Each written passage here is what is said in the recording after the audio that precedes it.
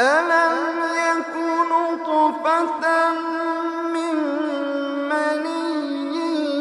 يمنى ثم كان علقة فخلق فسوى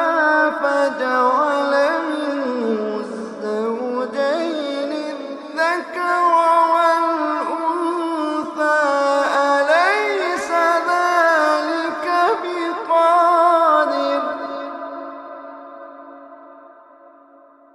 أليس ذلك بقادر على أن يحيي الموتى ألم يك نطفة من مني يمنى ثم كان علقة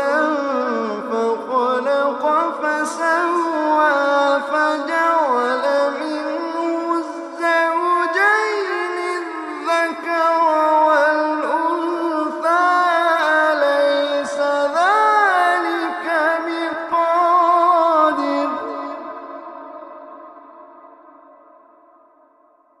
أليس ذلك